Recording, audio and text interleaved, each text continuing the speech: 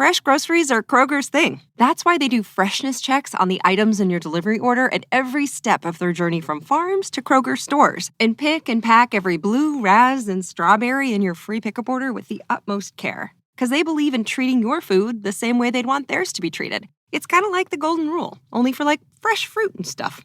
Order now using the mobile app. They're fresh every day, so shop anyway.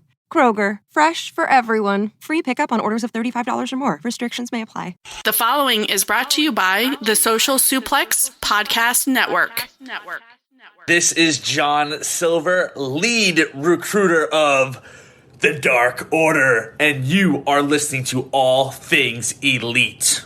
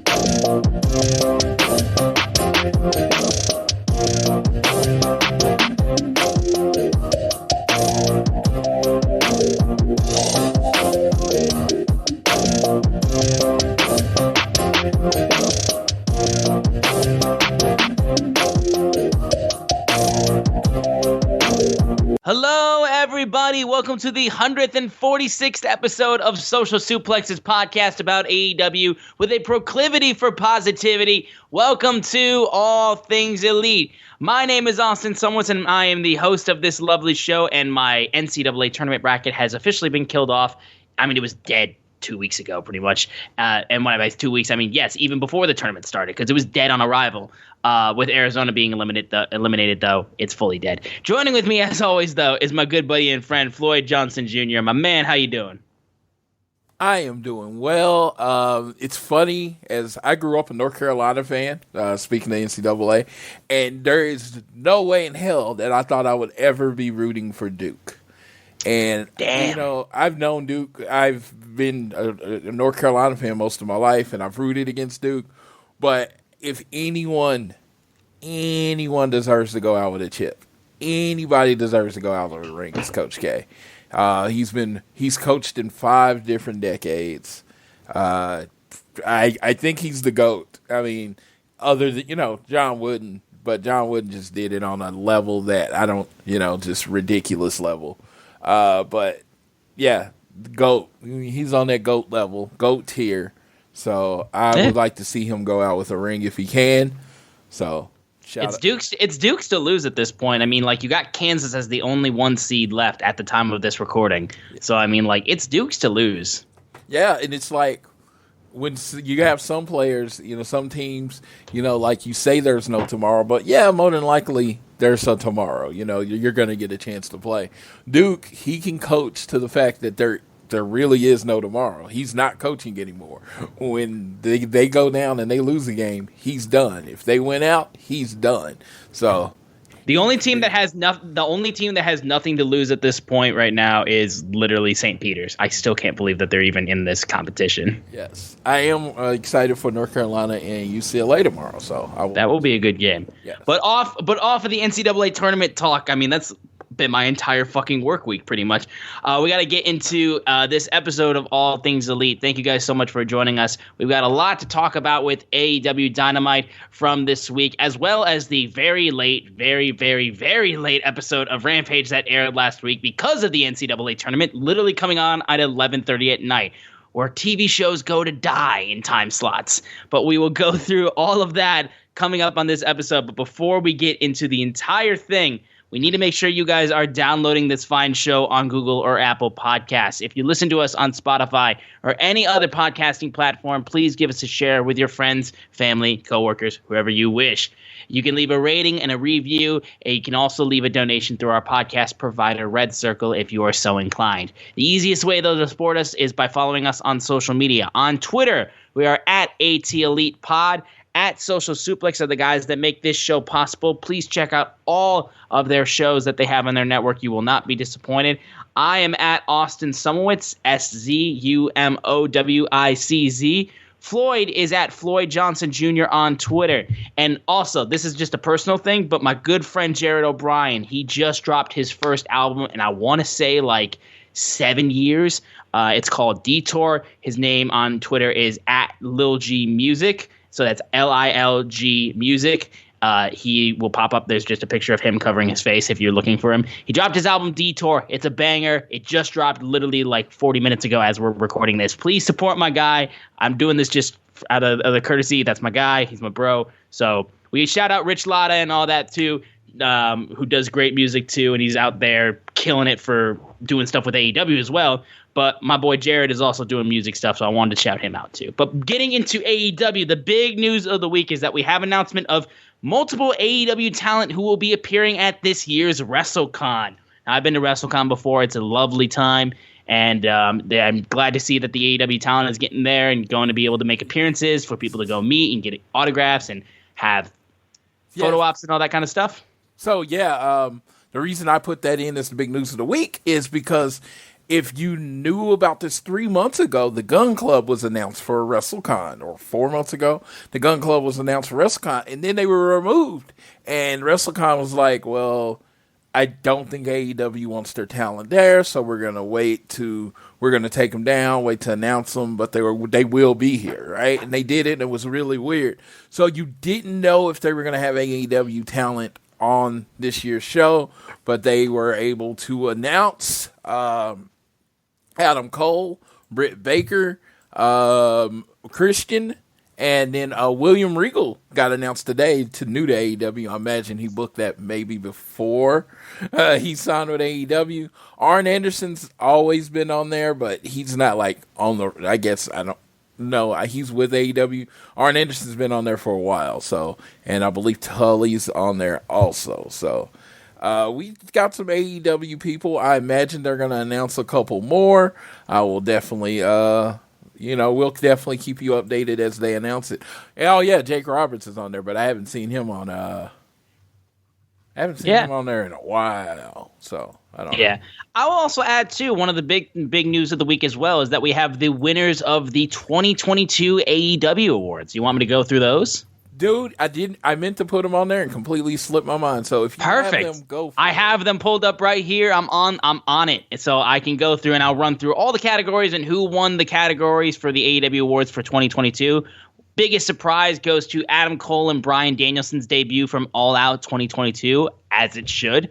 Best moment on the mic, CM Punk's return from the first dance of AEW Rampage. Also well-deserved. Biggest WTF moment was the New Year's Eve street fight match. Love the shout out to that match. The biggest beatdown went to Hangman Adam Page going 60 minutes with Bryan Danielson, which was also huge. Best Twitter follow goes to Nyla Rose. Bit of a curveball there, but it was cool to see her get that award. Do you follow her on Twitter? I do follow her on Twitter. She's wonderful. Hilarious on Twitter. Wonderful. She does it in a way that's never like too far. No, I mean she gets as close to that line as she gets. You want to cross the line? You go to MJF's Twitter, which I mean, he was nominated, but he didn't win. No. Nyla dances on the line. She dances on the line. She gives the beast bomb to the line, but she doesn't ever cross it. So she is excellent at Twitter. And there's not many people I would say that about. She is excellent at Twitter. Yeah. Best high flyer went to Dante Martin, probably well-deserved as well. Shout out to Riho for also getting a nominee. I like that. Best AEW fashion moment went to Dr. Britt Baker, DMD's Britsburg jacket. So to my friend Mackenzie, who is a big Pittsburgh Steelers fan, she loves Britt Baker on first sight from seeing that jacket. Best tag team brawl went to the Young Bucks and Lucha Bros in a steel cage match at All Out 2022. Also an outstanding match, one of my best matches of the year last year. Best mic duel, MJF and CM Punk on Thanksgiving Eve. The first bit of mic work we got in this feud. Well-deserved.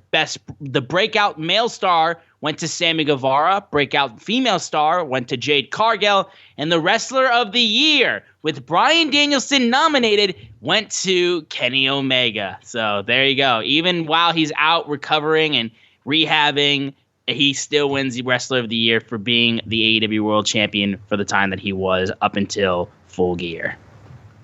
Yeah, solid list. The what the F moment, I was a little shocked that was the moment, because it was just like, I mean, MJF beat CM Punk twice in one night. How is that not the biggest? Doesn't count. You can't have that be a WTF moment when it's literally like there's an asterisk next to it. So Twice. like can't have it. It's an asterisk. It doesn't exist. His record only shows one loss, dude. His record only shows one. It only shows one loss. Shows one loss. That is correct. So I can say he beat him once, but like, listen, didn't beat him twice. Twice in one night. It was the biggest shocking moment. No, it wasn't. To me. But to me, that was a shocker to me. Not to everybody else, though. Not to the smart people in the room. No, not to the voters that don't know how to vote well. But I get it. I appreciate all the rest of the votes. We're shutting this man up because I'm literally starting our Dynamite review with my boy CM Punk, and it's with his boy Dax Harwood. The match for Bret the Hitman Hart's love. That's literally what this match is. AEW Dynamite, though, from this episode was taking place in Austin, Texas, at Cedar Park, Texas, actually, more to be exact. And the match itself was CM Punk versus FTR's Dax Harwood to kick off the show. And goddamn, if this wasn't just pro wrestling incarnate, Dax, again, as a singles wrestler, can show that he can go even outside of tag team wrestling. The crowd was hot for this, all behind CM Punk in this match. Even got the Gun Club off to the side, just running their mouth and wouldn't shut up. The Ass Boys themselves, and got a great chant there. It was just really great tag team wrestling. And again, the work of Dax constantly trying to get the sharpshooter in, I thought was outstanding, and eventually getting it in. But despite the fact that cost him, as CM Punk was able to transition into an Anaconda Vice for a second time, which forced him to tap out. The match is just, again, really great pro wrestling between two great pro wrestlers. Maybe not story. Like I said, the real only story is the fact is, like, who loves Bret the Hitman Hart more? Which, again, subtweeting on Twitter is outstanding. Most of the audience does not even know that, most of the audience didn't even know that was a story. Dax Harwood with the best executed sharpshooter since Bret the Hitman Hart, because when he does it, it is a sharpshooter, not a Scorpion Deathlock, which we saw later in the night. But yeah, this match was it was just so intense. The superplex off the top, CM Punk, the go to sleep reversal. CM Punk had some nice headlock takeovers. It was just stuff you don't really see a lot. And it was the anniversary of Stone Cold versus Bret Hart at WrestleMania 13, excuse me, I almost said the wrong number. WrestleMania 13, so it was a great to them to do an ode to Bret. I just want to throw this out there to tell everybody, I've seen your art, and I've seen your Bret FTR Hart art. That is wonderful. I applaud you. I want FTR to get as much love as possible. But remember, I did it first. Me. Who's at the ground floor? I did it. Me. I was the one that had the commission. Everyone else is a copycat at this point. And it's cool. It's cool. Keep copying.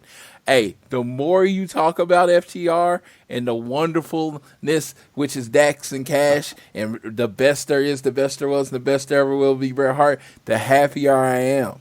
But I have to remind you, because that's who I am, that I was first. Thank you. There you go. Well, we'll move quickly over to the 8-man tornado tag match between Sting, Darby Allen, and the Hardys, Jeff and Matt Hardy, taking on Andrade's Family Office, The Butcher and the Blade, and Private Party.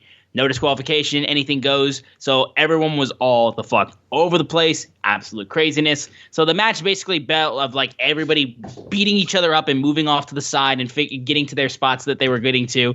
We had Matt Hardy literally get double side effect by by Private Party off of the stage through multiple tables, which was an awesome spot. But then we build to the spot with Jeff, where Darby Allin and Sting help set up the Butcher and the Blade up on the tables, and then proceed to also Fucking, why did Darby get thrown down another flight of stairs? Can we stop throwing my guy downstairs? I don't like seeing him fall downstairs like that. Can we stop doing that?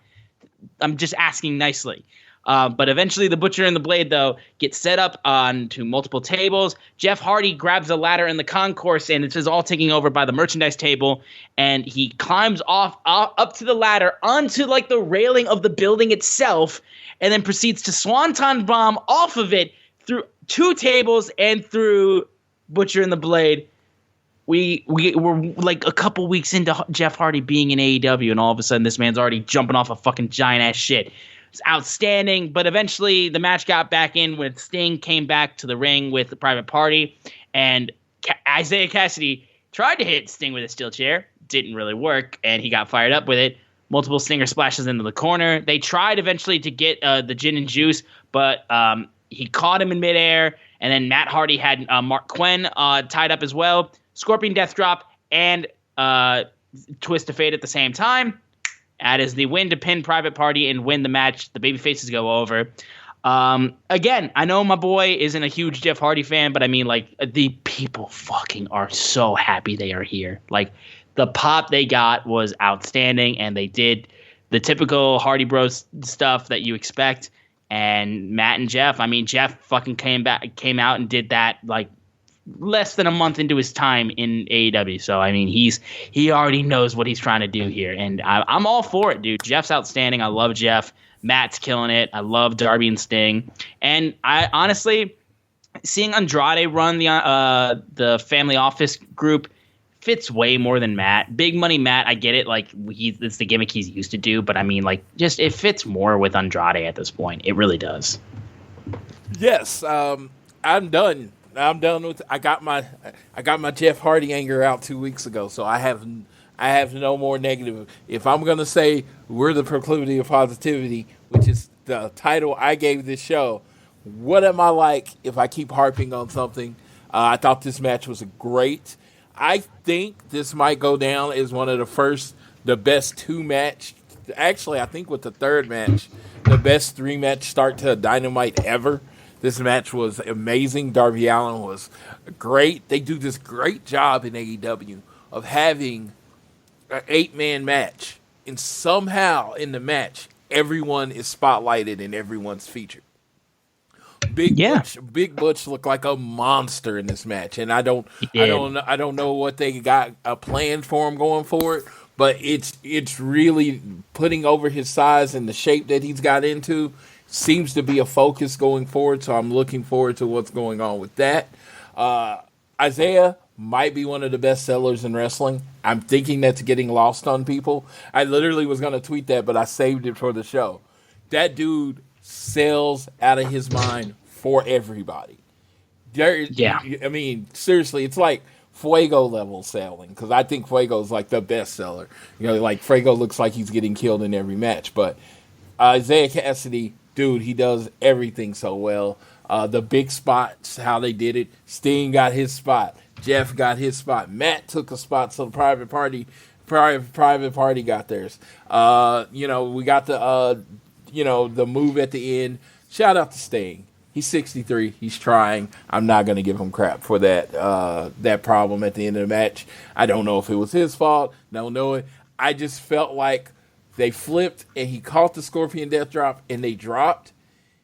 I feel like let him go, kick him a few times, bring him back up, put him in the Scorpion Death Drop at that position, and then drop it at the same time Matt's doing his move. Trying to both get up at the same time after the timing's going to be weird, yeah. Yeah, it was just it felt rushed. It felt like they panicked a little bit. Again, Sting knows way more about wrestling. Everybody that wrestles knows more about wrestling than me. I understand that. Don't get me wrong. But from an audience perspective, a viewer perspective, it just seems like stop, kick them, pick them up, get them back in the Scorpion Death Drop position and get it. Because what you were going for obviously didn't happen. It sucks. But I am like a little Stinger, like 4 or 5 years old, rooting for Sting. I am a little stinger. So if anybody can get away with something like that and not receive any flack from me, it's going to be 63-year-old Sting. Because the fact that he is 63 and he is still doing this, still putting his body on the line, still jumping off shit, I tip my hat to him. The idea that Terry Funk was doing this like in his 70s, like late 60s, 70s, I'm like, dude, I'm 40. Ask me to walk like 2 miles, dude. I'm down for 2 days. I am 23 years younger than this man, and I couldn't do half of what he does. I want that to be clear. I will never disparage the name of Sting, but if you're like first time viewing, someone that doesn't view all the time, that was a rough spot. That's just me being honest.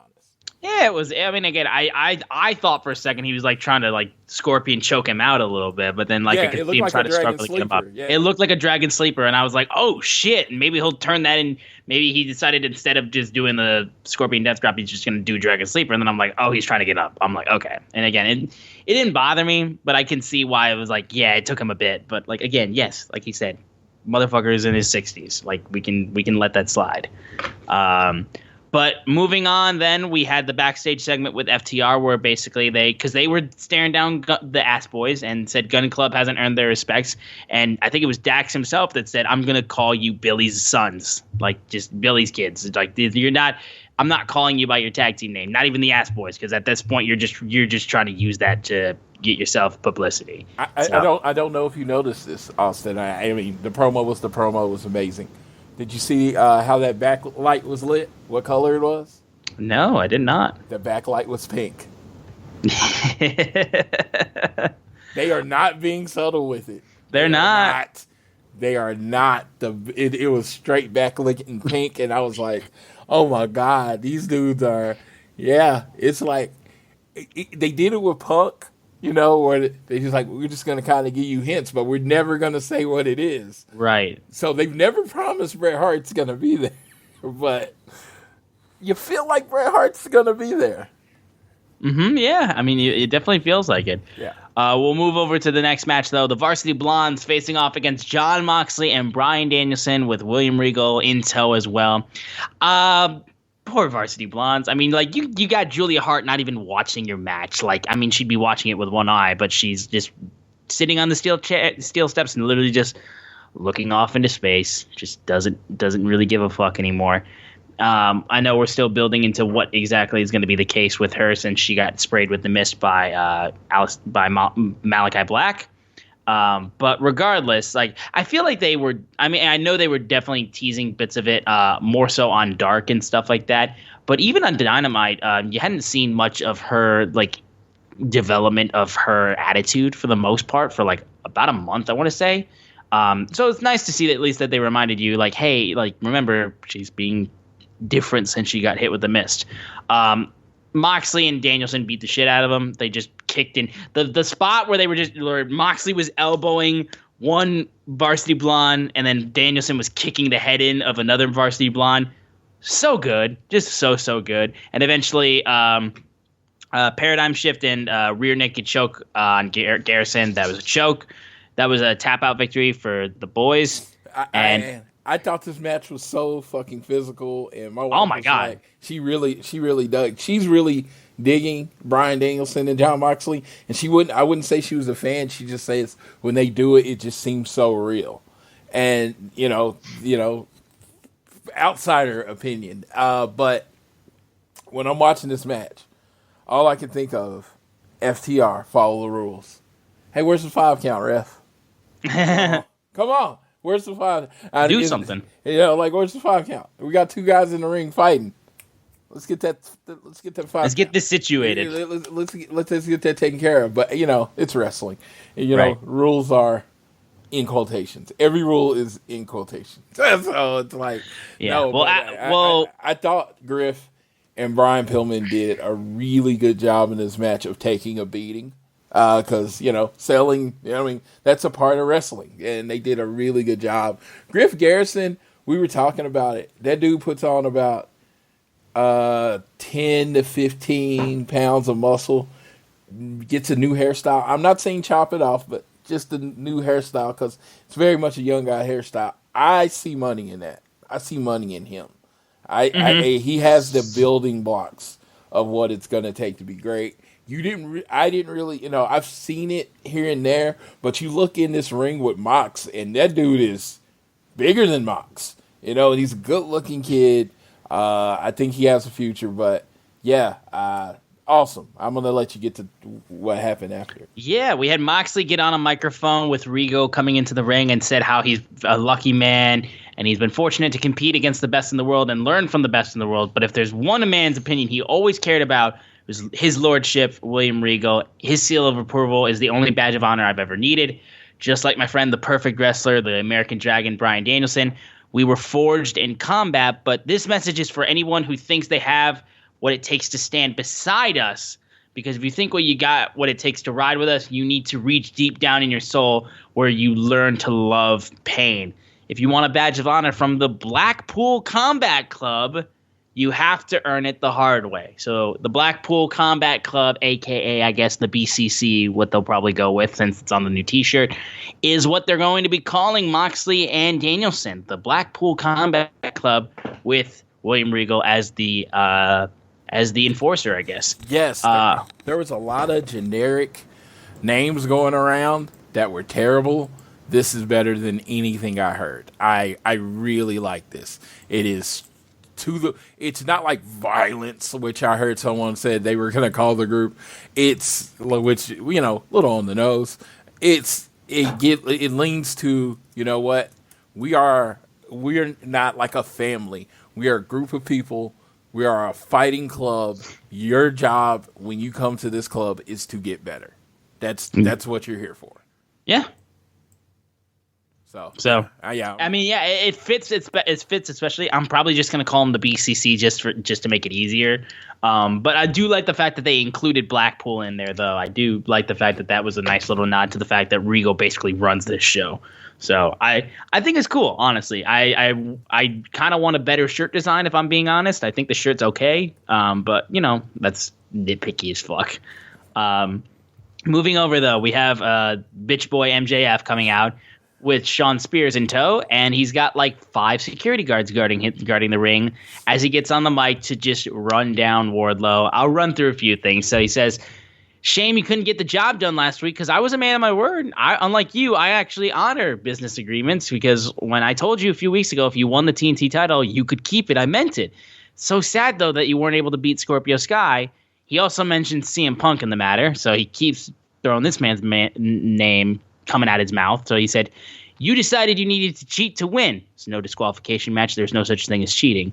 Don't know where, don't know when, but there will be another match. And when there is, I'm going to give you the most embarrassing loss of your entire career. But even then, it won't be over until I attend your funeral and piss on your grave."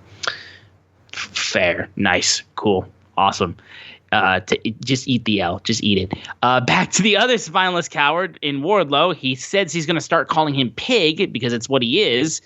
And if it wasn't for him in the contract he signed nearly 3 years ago, these people wouldn't know who the hell you were. Wardlow was made by MJF, and you decide to because of me, you have a beautiful roof over you and your mama's head, and you decide to repay me by costing me the most important match of my life, and then having the audacity to speak go into his ring and speak on his mic and say, I should release you. He said, "You signed a deal with the devil, and the devil's deeds are ironclad. You thought you had it bad before. Piggy, I'm going to make your life a living hell." Wardlow comes out, gets like 50 security guards holding him down, which that shot was outstanding. And he said, also, for some reason, because wrestling fans are weird, I guess, there was a Jesus chant because, of course, Wrestling Jesus decided to show up. And he said, "I'm going to have him, just like Jesus, I'm going to have him crucified on a cross." So I was like, okay. There you go. And then he said, "You don't work, you don't work for AEW, you work for me. And I'm going to pay you to stay at home until all these people forget you ever existed, until you wind up the way I found you, an absolute nobody." And he said he's going to squash some rumors. Pinnacle's never been better. Starting next week with FTR in action, the Pinnacle is about to move up. And when you're in the Pinnacle, you're always on top, as Mr. Sean Spears says. So yeah, we basically know what his plan is for Wardlow. Continue to hold him hostage with this contract that he signed that he can't get out of, and he's literally just said he's gonna pay him to stay at home. You can't go nowhere. You're literally dealing with what I'm doing because AEW hasn't signed you. You are signed to me. So if you try to break this contract, you will be making nothing, and your whole family and your whole life will be ruined. So that is his way of staying away from a match, but also keeping Wardlow under his thumb. So that's what he's planning on doing. Yeah, and this man still can't keep CM Punk's name out of his mouth. He's such a bootlicker. So because when they had the one regular wrestling match they had, MJF won. So and the regular wrestling match where you're not supposed to cheat, where you're not supposed to use any types of foreign objects or other shenanigans to win your match. In the match where you could literally do anything you wanted, confined with the chain tied around your neck, that's the point where he couldn't get it done even with cheating. Because, again, he tried to choke him out. He tried to literally beat this man to near death. And look, I can't help it that you fucking bet on the wrong horse. You bet on the War Dog to try to help you out, and you treated him like shit. I can't help that. I feel bad. I feel bad for CM Punk that he has to take credit for this tainted victory after his long career. That's how much he has failed. That he's had to fail. I believe after the FTR match, after the Dax Harwood match, he was motioning for a title. This man's moving up already, and again, only been here for a few months, and he's already on his way looking for championship gold in AEW. And if you know the best in the world, this man grabs onto a title and he doesn't let go. May I remind you, 434 days. I just want to let you know, Aaron Rodgers literally got paid millions of dollars to make that motion, and he ain't got no titles either. Yeah, you know what? And that's why that motion doesn't belong to a fucking scumbag like Aaron Rodgers. That's why his top wideout's gone, and I'm glad about it. And so CM Punk's trying to steal the motion that represents not having a belt. Go for it. Do you want me to bring up Tyreek Hill? I haven't brought it up once. Do you want me to bring up Tyreek Hill? You're talking about two-time Super Bowl attendant, Super Bowl champion, all-pro wide receiver Tyreek Hill. I want to tip my hat to that man. I don't know if you saw my Facebook post. I saw it. I wish him the best. I have no problem with what happened. I really don't. He got his bag. We got 5 draft picks. I'm good. I've been watching football my whole life. Do you think one player leaving my team is ever going to trip me up again? It happens every year, brother. Tyrann Mathieu is literally my favorite Chief. I like him more than Patrick Mahomes. And he left, and you really never heard me say a word about it. Because that's football. It happens. All right, fair enough. Best of wishes in the future endeavors. Fair enough, bro. Fair enough. But we don't speak Aaron Rodgers' name in this house. I fucking hate that, man. No, Aaron Rodgers, Patrick Mahomes did what Aaron Rodgers did. When you take all the money, guess what? Someone can't get paid. When you have to make $50 million, you don't have enough to pay a number one wide receiver. That's just how it works. It's just math. It is math. Yeah, it's like, you took it all. There's nothing. All right. Moving over, we have Jay Lethal taking on Adam Cole, baby. This is like full Ring of Honor right here with Jay Lethal and Adam Cole. Like, this match was really good. My first Adam Cole match was in Ring of Honor against Jay Lethal. The first time I ever saw him wrestle was the match that was going on. So that it was kind of crazy seeing it on AEW. Yeah, and it was a really good match too. You had Kyle O'Reilly and Bobby Fish eventually coming out and watching the match from up top, and then getting closer to the ring as it got closer and closer. This match was really good.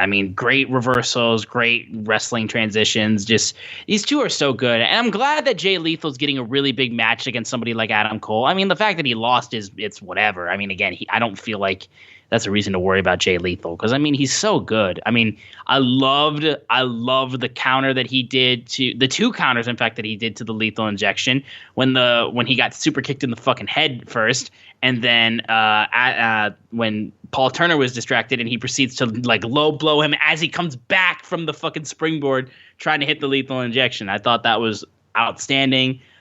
So Adam Cole gets the cheat victory, and it doesn't really hurt Jay Lethal, in my opinion, because he looked outstanding in this. And Adam Cole continues to just be undefeated, not counting the unsanctioned match that he had against Orange Cassidy. And he talks about how Nobody deserves the world championship more than he does. Hangman stole that victory, and like I saw fear in his eye last week because he knows he's looking at the man who's going to take his world championship. So he knows he caught lightning in a bottle, and the next time we face, I'm going to shove that bottle up his ass. Love that line. Hangman then proceeds to come out and go against the numbers game. Proceeds to take off his leather belt and then just start whipping the shit out of Adam Cole and Red Dragon. Eventually, though, he gets low blowed, and then they just jump on him. Jurassic Express and Christian Cage come out to even the odds, and then Hangman's title gets stolen, and Adam Cole is the one that steals the title and walks out with it, screaming like, "You ain't getting this back." So Adam Cole has stolen the AEW World Championship. Just don't leave it in a restaurant like Chris Jericho did all those years ago. Don't do that. Don't leave it in an Outback. This match was great. The segment after was really good. I'm glad that they're continuing this going on because, I mean, Adam Cole in a championship segment, like even if he loses, like Adam Cole being a championship segment always works because this man is just money. Absolutely. Completely agree.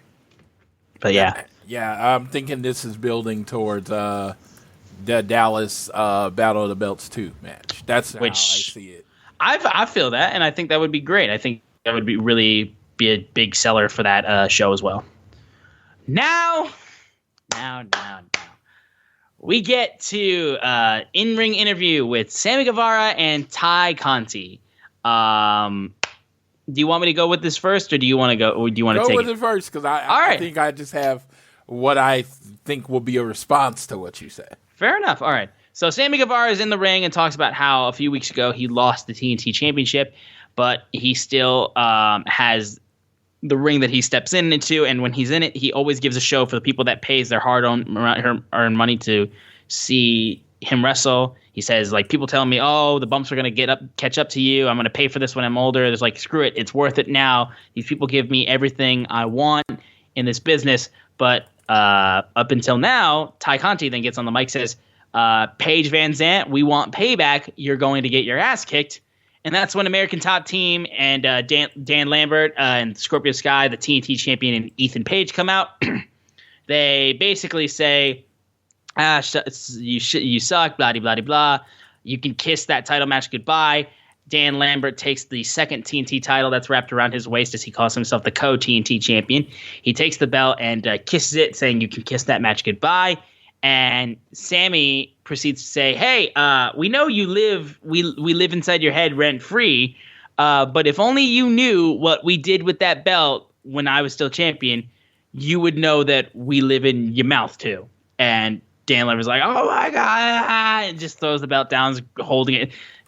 Gross, being silly old Dan Lambert that he is. All right.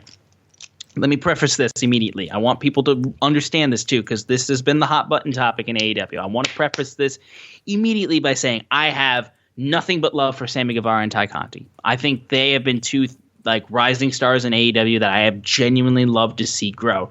Sammy Guevara has been outstanding since he's been in the Inner Circle and since he's moved out of the Inner Circle to step out on his own, becoming TNT champion. Being the guy that beat Miro was an outstanding moment, and he's just a genuinely cool dude. I think he's awesome. I think he's been a really great AEW original that has shined, like an OG that has really shined.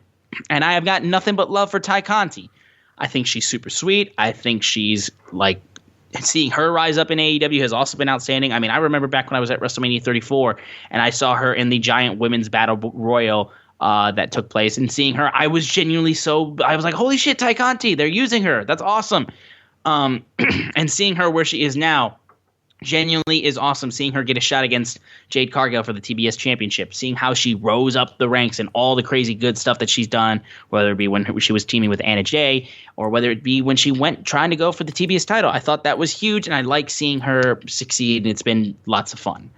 Now, if you're familiar with social media or Sammy's vlogs, or you keep up with either of these two people, you know that they are in a relationship and they are very happy. And I am so happy that they are happy. I think it's outstanding that they are in love and they're all over each other. I think that's great. Now we've reached the point, though, where this has become a storyline and this has become presented onto TV. So now this is presented on the product. It's not just presented on social media or on Sammy's vlogs or whatever. This is in the product. So I have to say, this has got to stop. This has got to stop. Now, I preface this as well by saying that if this is trying to build towards Sammy Guevara and Ty Conti being on a couple on the level of Edge and Lita, fucking go for it. Because at this point, people hate these guys' guts right now. They hate them so much. It's like the crowd reaction necessarily wasn't like anything too out of the ordinary because, again, not everybody lives their life on Twitter. It's just how things go. And again, like the line that they said at the end of the promo was typical, like what you would expect from like an Attitude Era babyface. That's like it's what tends to happen when you go into a segment with Dan Lambert. It becomes like old school Attitude Era babyface promos where you run them down, you bully them, and you say foul shit, but it gets a rise and everyone's like, oh shit, he said that.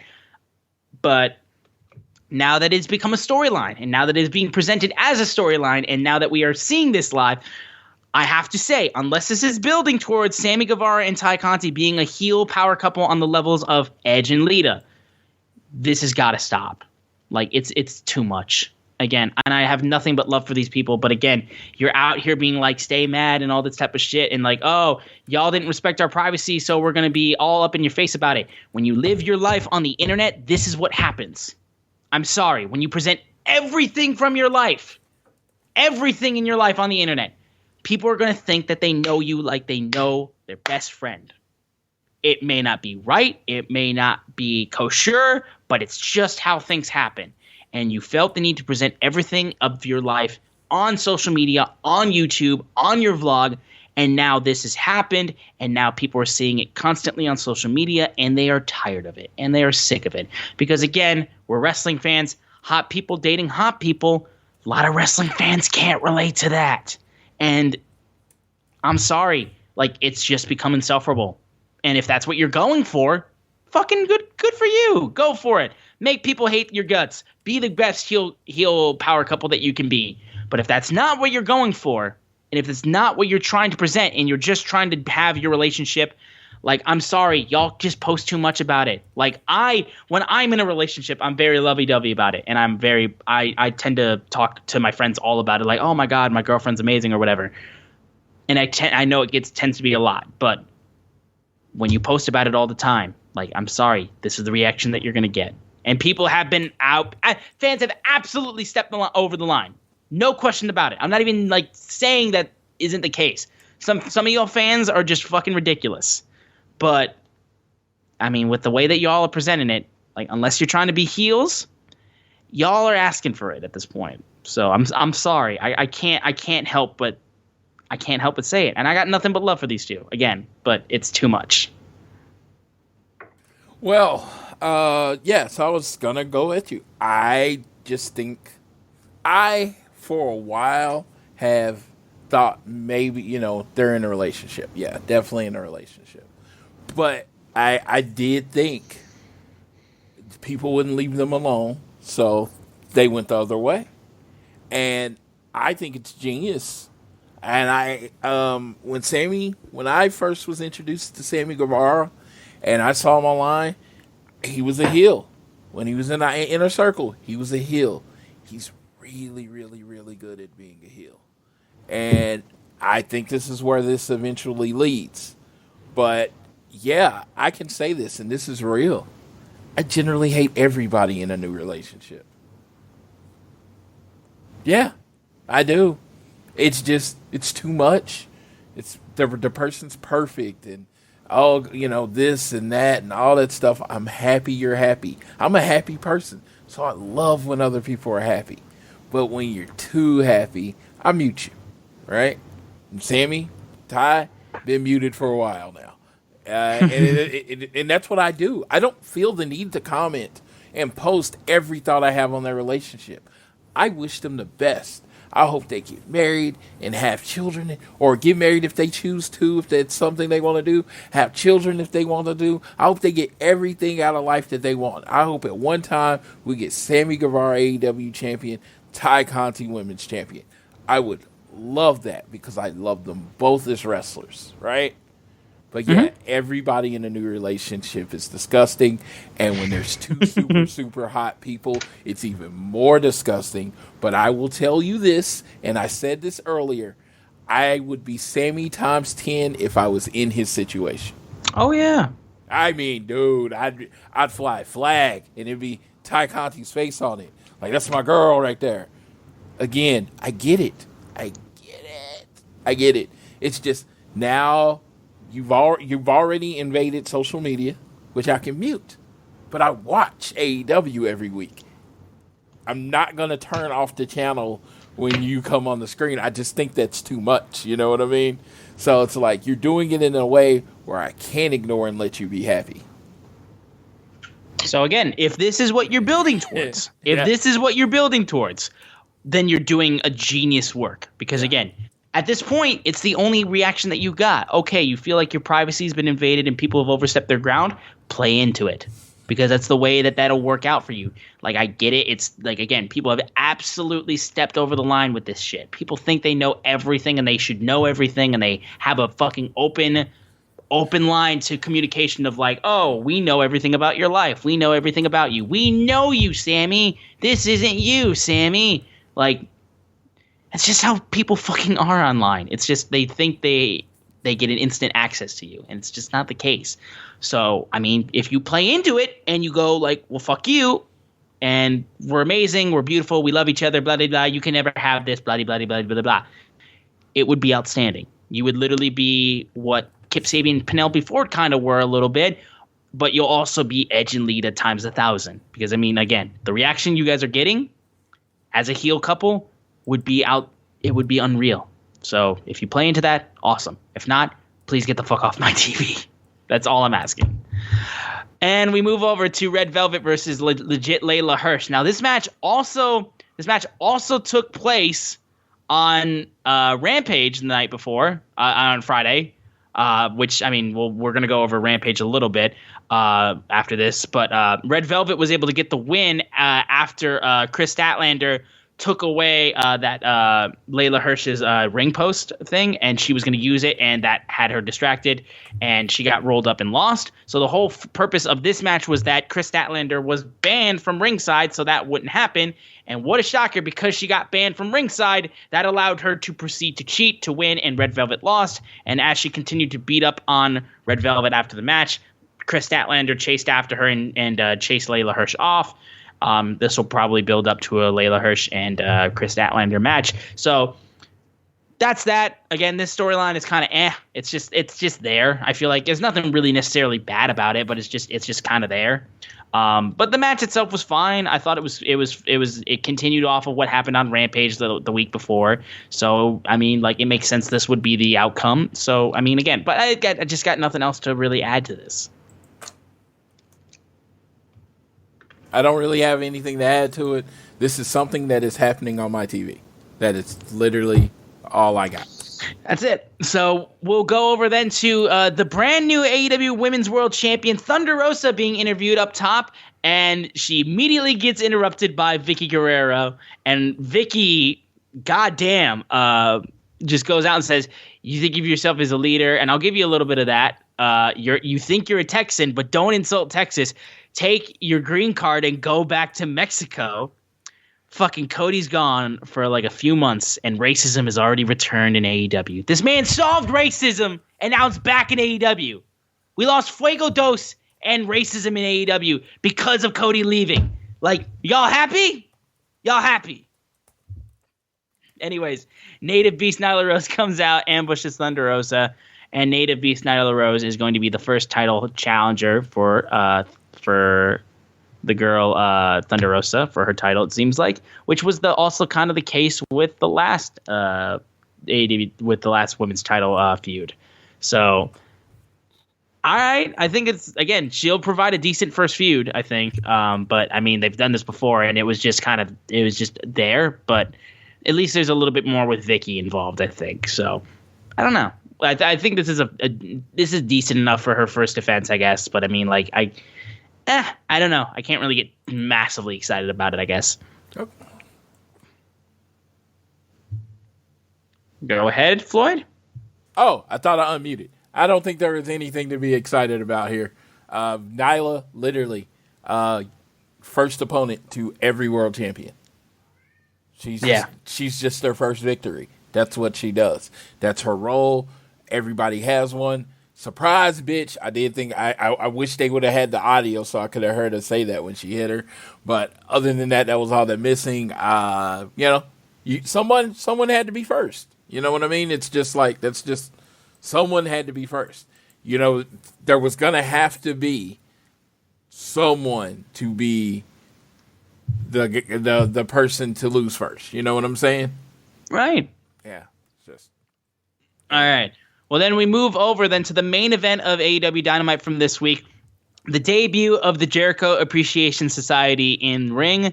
Chris Jericho teams up with Daniel Garcia to face off against John Silver, Johnny Hungy, and Alex Reynolds of the Dark Order. So we got to see Jericho's new crew all together in their first match.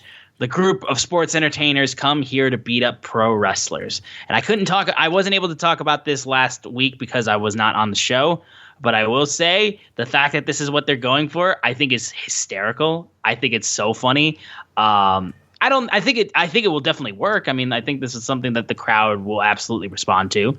I just think it's funny. I don't know. I just think it's really funny. The fact that they're like, we're sports entertainers and we beat up pro wrestlers. It's like, of course, this is something that Jericho would absolutely go with. This just fits so well with something that he would do. John Silver got such great responses in this match, and he really fucking killed it. I love Jericho just like really treating him like a baby at first at the start of the match, and then John just proceeds to come out and do the "come on, let's go, baby" like pose over Chris Jericho. Thought that was great. It was really good. I thought Silver did a great job. Reynolds did a really good job as well in this match. This was solid. I think seeing the inclusion of the Jericho Appreciation Society getting involved and everything like that, I thought was also great. And eventually that allowed the distraction for Reynolds to get hit with Floyd, the baseball bat. And Garcia then proceeds to get a Scorpion Deathlock on Alex Reynolds. He taps out. That's your lot. Jericho Appreciation Society gets their first win. And I think also Daddy Magic that is going to be his new full name with Matt. And this man's face is just I think I saw one tweet where it said, every time I see this man's face, it makes me want to spit out my drink because it's so fucking insane. And I see it. I definitely see it. And I love the fact that he just constantly says, I will take away Judas. You don't deserve to sing Judas, but Chris Jericho's such an amazing person. He lets you sing Judas. I love that he just has shouted that 2 weeks in a row. But this was a decent finish off for a main event, honestly. I think seeing the Jericho Appreciation Society in action is nice. And Dark Order's John Silver and Alex Reynolds are great too. I thought this was a fair main event that honestly peaked too early because CM Punk beating up on my boy Floyd's tag team member of Dax was all I really needed for this show. I got what I wanted. I thought this was an amazing show. I kind of, JR told me first hour was great. The second hour was kind of like mid. But because the first hour was so great, that made the show in general great. And I was like, I don't know if that's how the math ends up. But whatever. I can kind of agree with that a bit. Yeah, I was like to say, it was like, I don't know if that's math. Hey, an A and a C equals A. But hey, it really was a good show. It set forth what was going to be it next. Every first champions needs a title contender. You know what I mean? It's just how you're going to have to do it. I don't think there was anything that could have made people happy about that Thunder Rosa. I do like that Nyla's in there and they keep her important. And people are like, well, the rankings don't matter. How does this work? And I'm like, Nyla doesn't lose. She just doesn't. I can literally count on one hand how many times she's lost. It's like she doesn't lose. She wins a lot on Dark and Elevation. Just because you see it doesn't mean it ain't. Don't see it doesn't mean it's not happening. She gets her wins there, and that keeps her all the ways there. So they always have her in a spot where she can compete. I need Alex Reynolds and John Silver to win something, and I think we're dangerously close to getting Jon Moxley and Bryan Danielson in the tag team division as an actual serious team. Yeah, that's going to be something. Yeah, I'm not going to like that at all. I know. At least they're still the AAA champions. I am a kill buzz of all kill buzz. Real tag teams. Let real tag teams exist. There you go. AEW has the best tag team division in the world, and I don't think it's even fairly close. You have a division that includes, when healthy, you got Alex Reynolds and John Silver, and they're kind of like your mid tag team, and they're fantastic. And you got Butcher and the Blade, and I'm not going to name the big names. I'm just like Butcher and the Blade. You got 2.0. You have all these amazing or really good tag teams, and then you got the A-listers. You got FTR. You got the Young Bucks. You got Proud and Powerful. You got Butcher and the Blade. Even Alakai Black and Brody Lee, they at least work on the independents as a tag team. So, hey, they're a real tag team kind of thing. And it's like you got all this talent, but let's bring in two singles title contenders and make them a tag team. Yes, it's been done forever in wrestling. Yes, it has. But I thought we were changing the world. Isn't that the catchphrase, man? Isn't that the idea? Isn't that the idea? Change the world. Let's fucking change the world.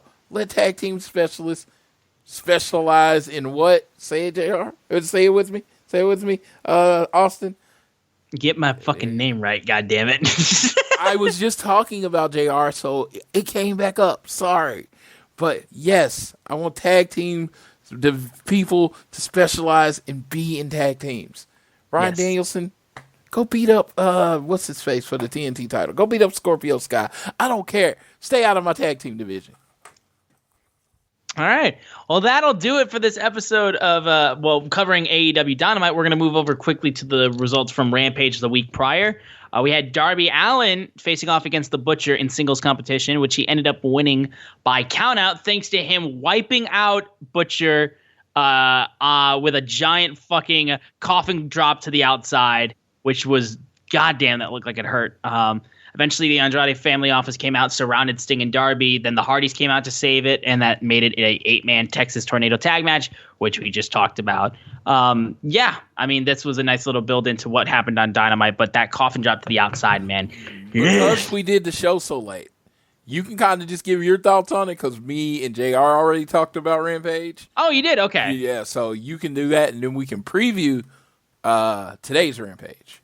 All right, and I talked about the Red Velvet match from the week before for Rampage. So we had Malachi Black, Buddy Matthews, and Brody King all together. The Hardy family office. I mean, fucking the fucking Black the House of Black. God damn, I'm getting like fucking factions confused.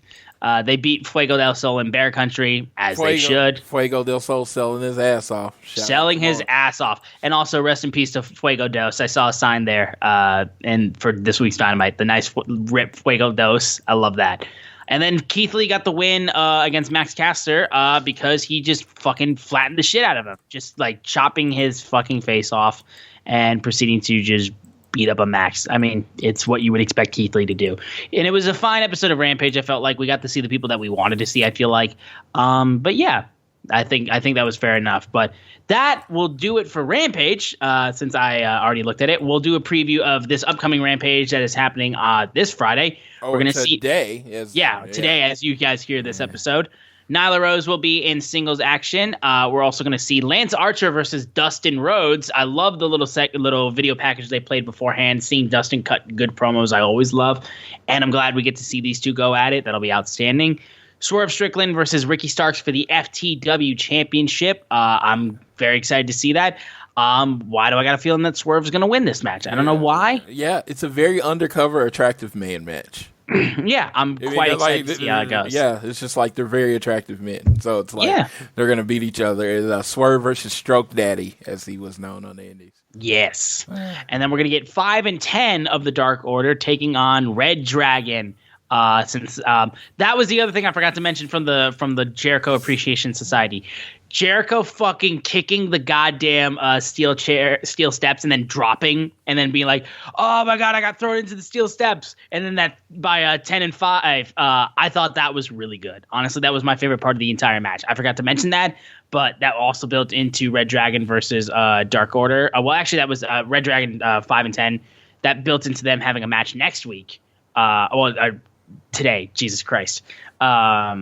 But I just love that happened with 5 and 10. I thought that little moment, because I thought he was having a temper tantrum, and then all of a sudden he proceeds to drop to the fucking floor and then have Aubrey throw out 5 and 10. I thought that was great. I thought that was really, really well done.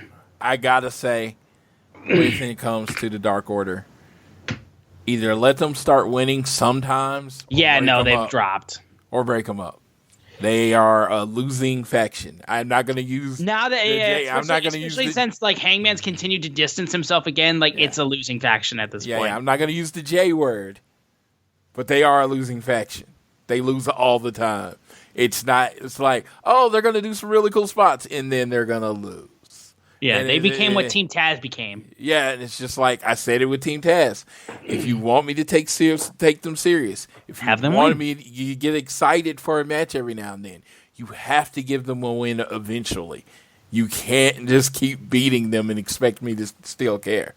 This is not 90s WWE superstars or WWF superstars. So you gotta give me something with them. It's just, Brody and all that stuff. So I know you don't want to break them up, but it's just like it needs a fresh coat of paint. Yeah, it's that simple. And then we have the matches that were announced for AEW Dynamite for next week. We have taking place FTR taking on the Gun Club, the Ass Boys. And then Andrade El Idolo will be getting a singles match against Darby Allen. That match is going to be fucking fire. I think that's going to be so good. So we only get the best tag team in the world against, my boys Colton and Austin. I love my Guns, my bowling coaches. They are really good. And I've loved the change in attitude. I think it did make it something fresh, and the whole Ass Boys thing. Love that. And then, FTR's going to take them to school. Teach them about this thing that they do called tag team wrestling. Maybe Bret shows up, maybe he doesn't. But, Bret's always there with them. And then the other match, my boy, Darby Allen. I anointed him my favorite because exactly what he did this week and last week. The dude goes 100% every time. I know 110% is not a real thing because whatever your top level is becomes your new 100%. But I think Darby goes 110%. He throws his body in everything. So I'm really going to look forward to this match with Andrade because Andrade is an amazing professional wrestler. So what are you going to have this week? You had an amazing professional singles match when you had Dax versus CM Punk. Next week, you're getting an amazing professional singles match when you get Darby Allin and Andrade. And it's the one thing is, you're not going to get, you're going to actually get a good match. The finish maybe come here or there, but you're going to get a good match. So I am looking forward to that. Yeah, well, we'll go through a couple other headlines and news real quick before we wrap up the show. I will add for a little headline on the newest AEW Unrestricted podcast. Detroit's own, the very nice, very evil Danhausen's on there. So if you want to listen to AEW Unrestricted and hear Detroit's own Danhausen, please do that because I support my boys. Oh, he's from Detroit. I did not know that. He is from Detroit, yes. Yes, that is awesome. He is very nice and very evil. And very evil. I love that dude. I really do. I love the role he plays. I mean, honestly, I've seen him wrestle a couple times. I think it's nothing to call home about, but he's hilarious, though. And he has a great comedic time, and so that's awesome. And, the other thing is new shirt out, Blackpool, a Combat Club. I think this is going to be something. I think this is probably going to be the new number one faction in AEW, and I think that's coming. But I think they're going to roll it out slowly as they're trying to get everything else. Because as people know, we have over 2 months to Double or Nothing. So you don't need to do this like next week. You can let it roll out over the next month and a half and then set up your match at Double or Nothing. Which unfortunately I think they might be, wrestling for the tag belts. But whatever. I just think, but support the shirt. Support William Regal. Support Ryan Daniels. Support Moxley. Like, literally, not one person I don't like. Now, are any of them my favorite wrestlers? No. but they are all amazing professional wrestling.